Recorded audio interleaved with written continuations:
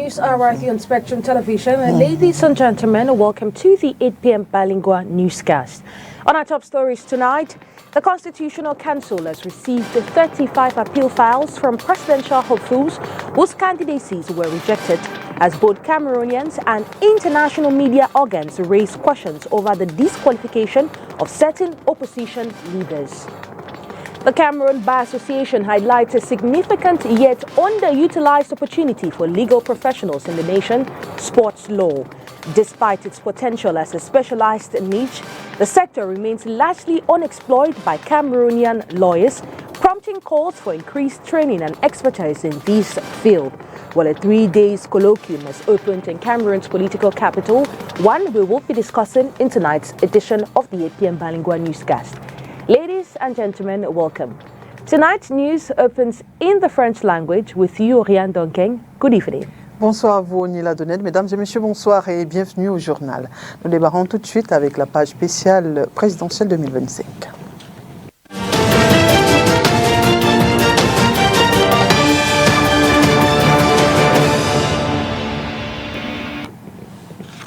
Élection présidentielle du 12 octobre 2025, la presse internationale interroge la disqualification de Maurice Kamto par Elections Cameroun.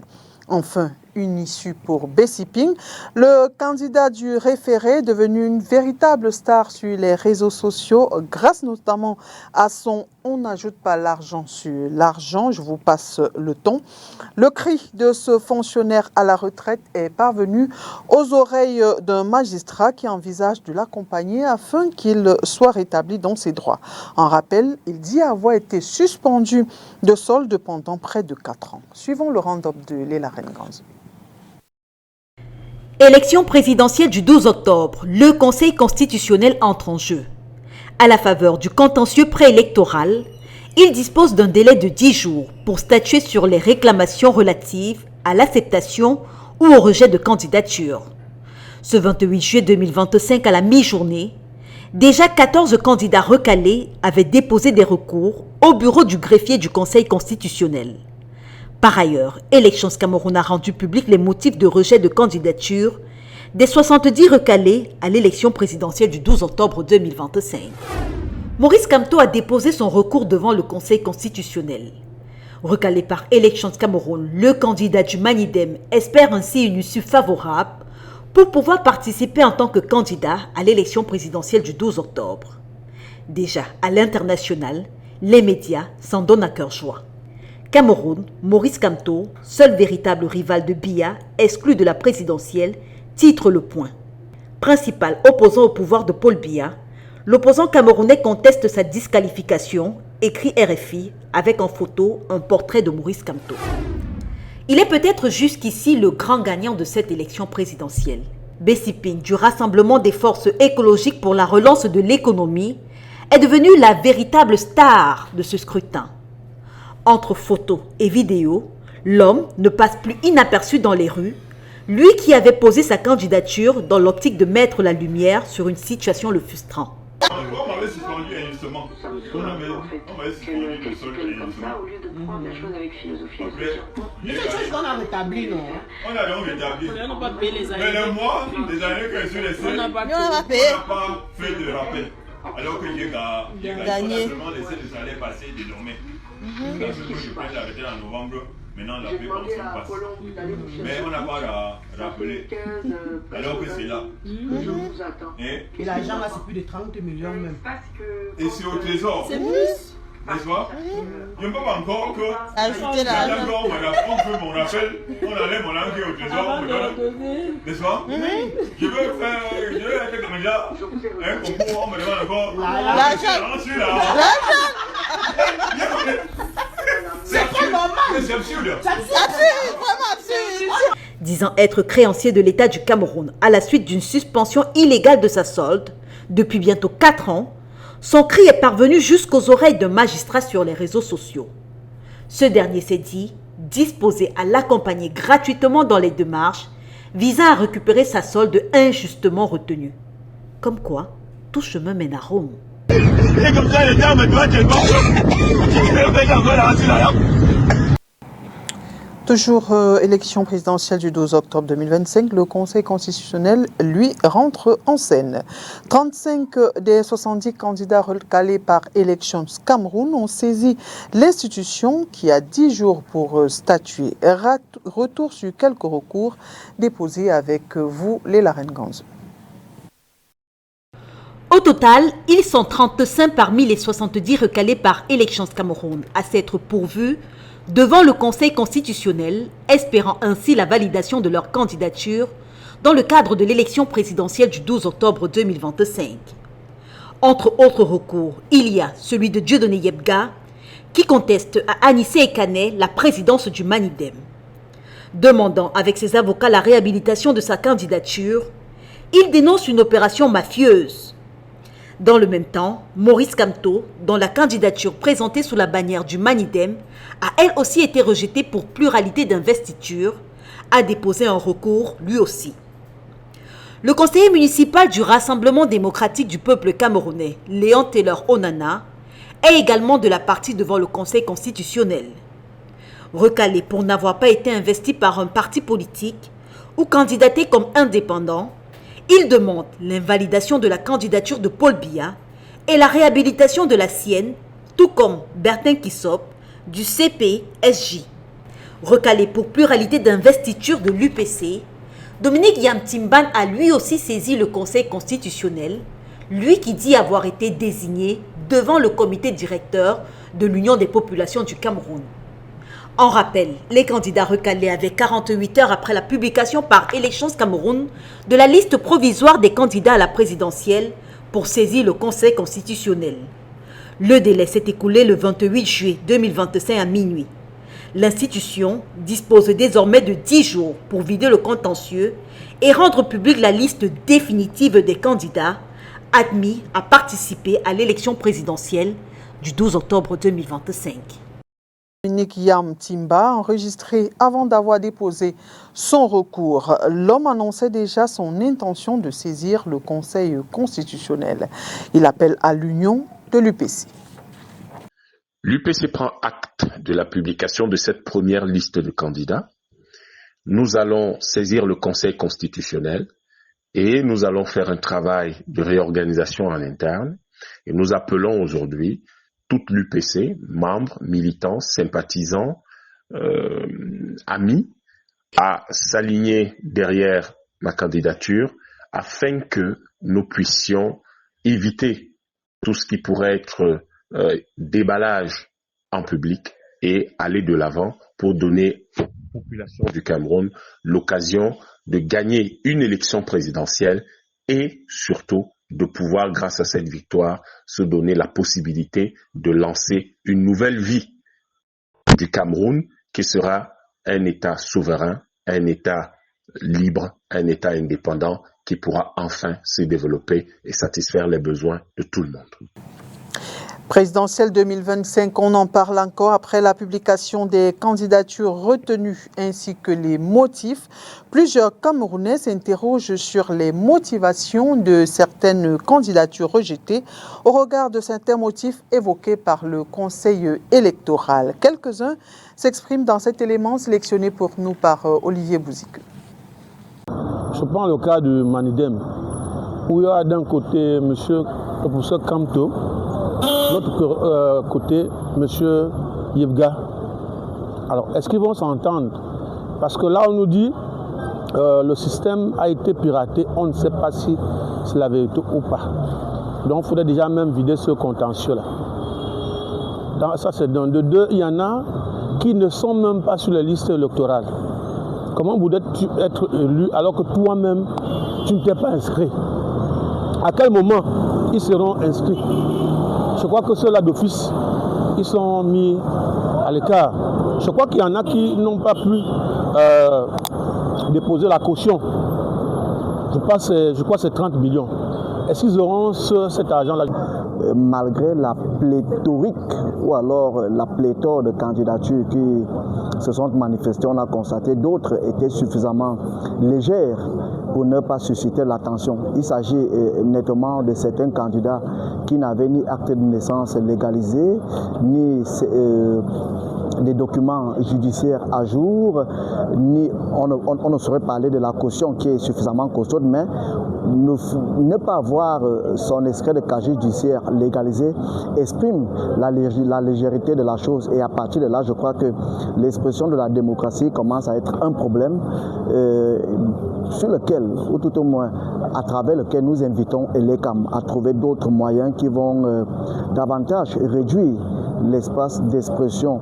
On ne voudrait pas dire des va-nu-pieds, mais de ceux qui ne mesurent pas la hauteur et la sensibilité de la fonction présidentielle. Et là, ça émane du laisser-aller, parce qu'il y a certaines candidatures qui, d'office d'avance, comme on disait dans un forum il n'y a pas longtemps, beaucoup de personnes qu'on appelle au quartier prési finissent par aller déposer des candidatures parce qu'ils se sentent justement présidents. Beaucoup de personnes ne sont pas corrects dans leur manière de faire, parce qu'ils vont déposer justement parce qu'il y a cette dynamique.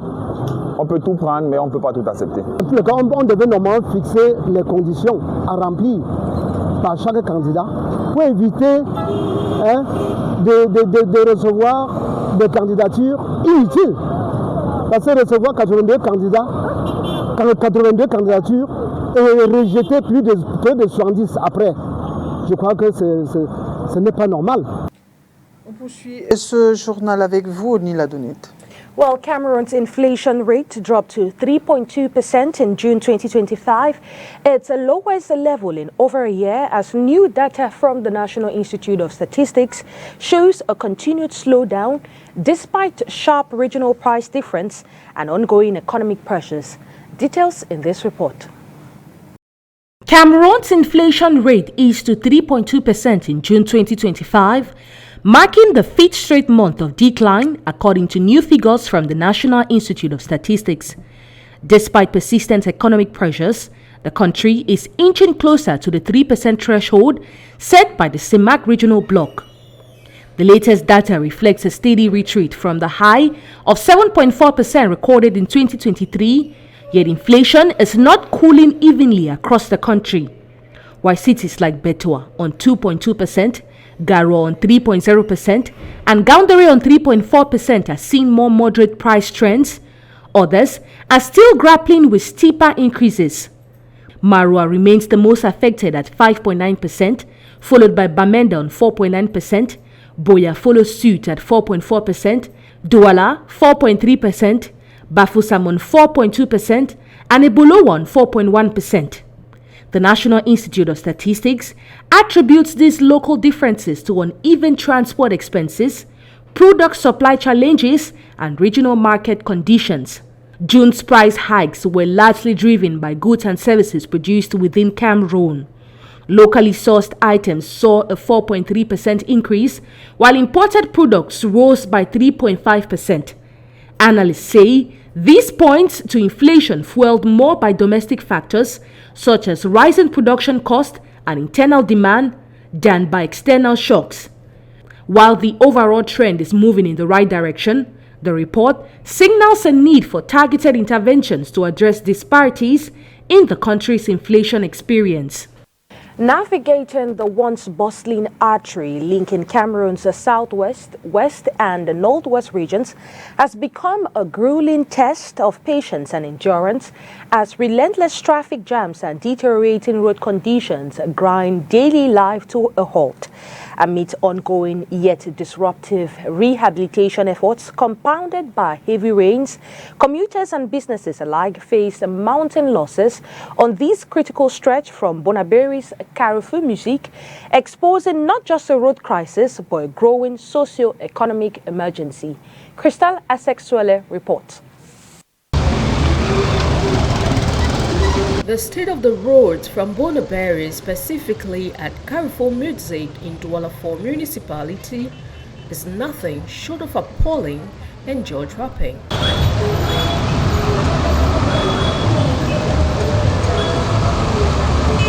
Thousands of commuters and vehicles traversing this critical artery linking the southwest, west, and northwest regions of Cameroon are subjected to overwhelming traffic congestion resulting in countless hours lost every day. This daily ordeal is not only neck-wrecking but also takes a severe toll on vehicles, leading to accelerated wear and tear, increased maintenance costs, and a higher risk of accidents. Non, c'est grave, c'est vraiment grave. Tous les routes sont saturées, c'est concassé partout, Ça, vraiment, ça ne va pas. Il faut vraiment que le gouvernement voit vraiment ce qui ne va pas ici au Carrefour Musique.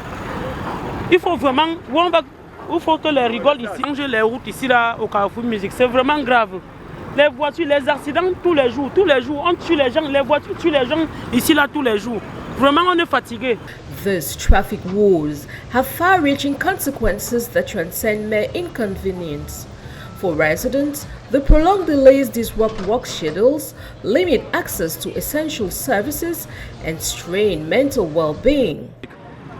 This Carrefour has been the reason why I talk about traffic here in Bonaberi has been taking place. Like I remember last time when I traveled, I went to Kribe.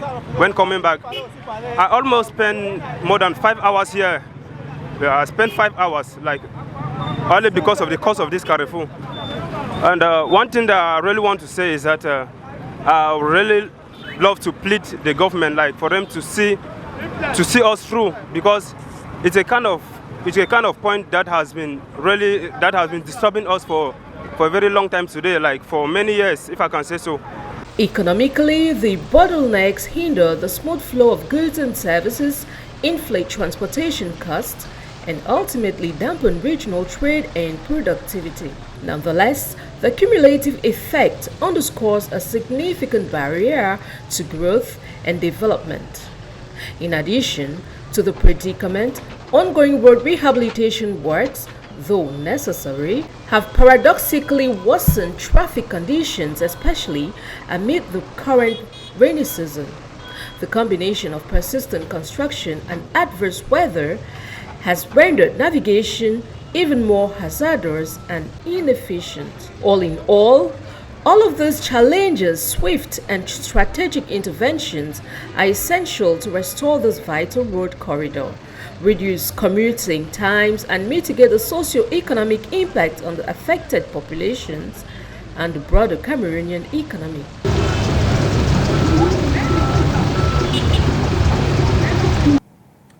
Ce 29 juillet, le Cameroun s'est joint à la communauté internationale pour commémorer la journée des populations autochtones. Occasion pour le Cameroun cette année de mettre l'emphase sur l'intégration de l'intelligence artificielle dans la défense des droits des peuples vulnérables.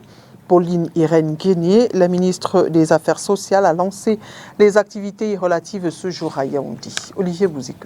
Les peuples autochtones confrontés à l'avènement de l'intelligence artificielle, une réalité qui peut aider à renforcer leur plaidoyer, préserver les langues locales et obtenir un meilleur accompagnement de la société en leur faveur.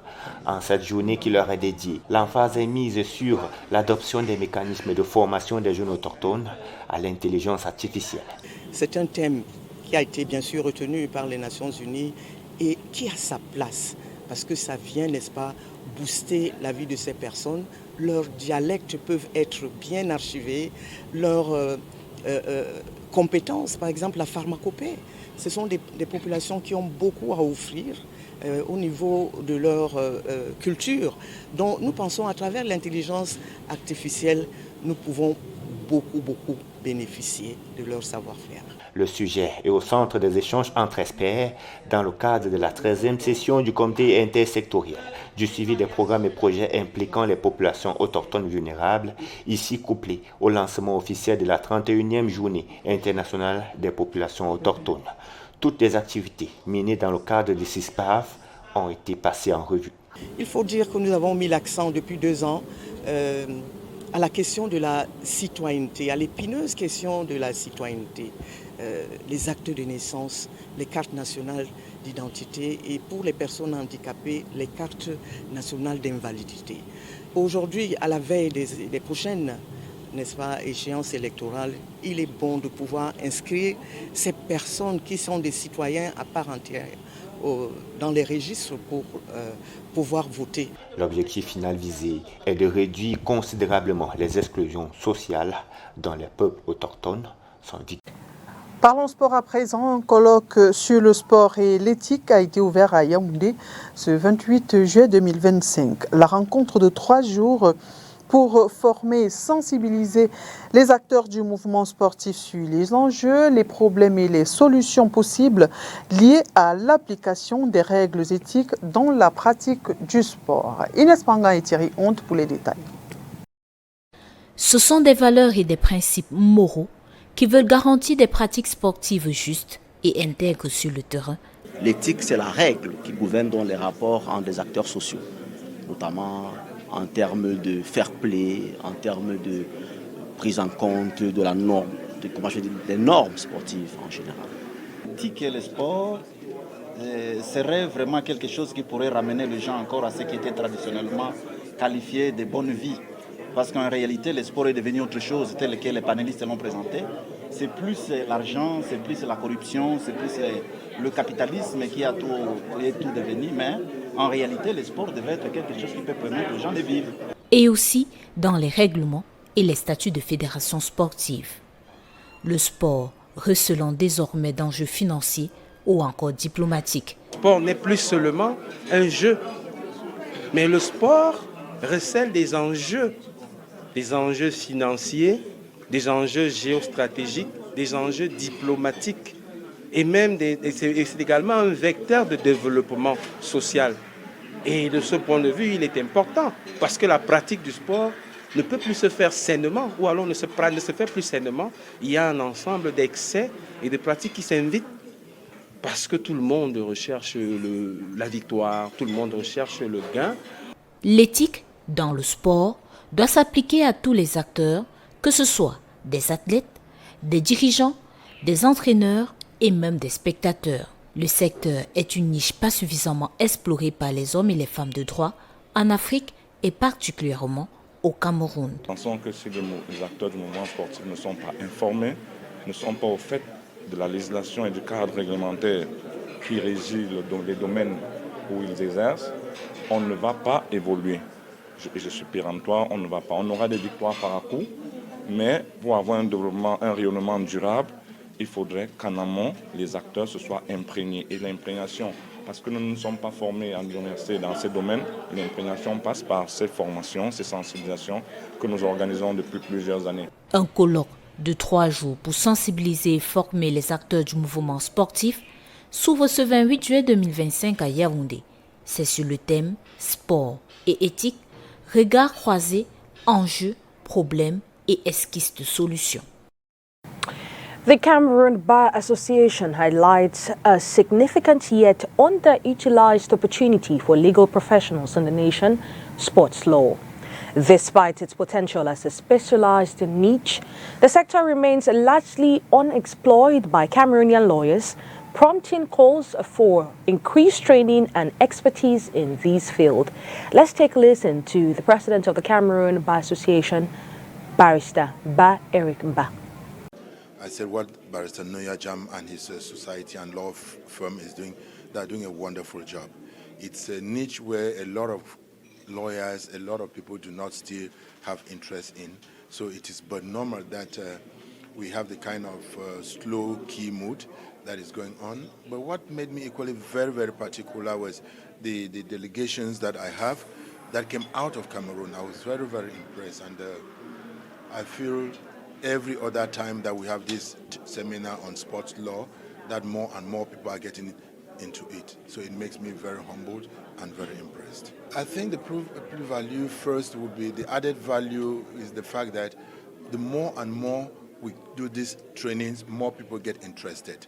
Because the last time that we were here, it wasn't like this. It was a little scanty. And between the training seminars, more and more persons, the smaller seminars that have been organized, more people are getting interested in sport law, sport litigations, and all of that. And before long, we'll really have a lot of people really mastering and specializing in it. I'm very pleased, I'm very satisfied with this new niche of legal practice, which is sport law, which as the Batoni and other speakers spoke in the hall, that it is an area that most lawyers are not very interested in, And this seminar is coming to give more light as far as this particular area of litigation is concerned. And I'm happy because most of my colleagues are here. And I think that today we have gotten to learn about issues of fair play, ethical values, which is very important as far as sport is concerned. Well, that puts an end to tonight's edition of the APM Bilingual Newscast. Ladies and gentlemen, thanks for staying with us. Do have a peaceful night in the company of our programs. Good night to you, Oriane Donke. Bonne soirée à vous, Nina Donnet. Mesdames et messieurs, merci d'avoir été des nôtres et bonne suite des programmes sur Spectrum Télévision.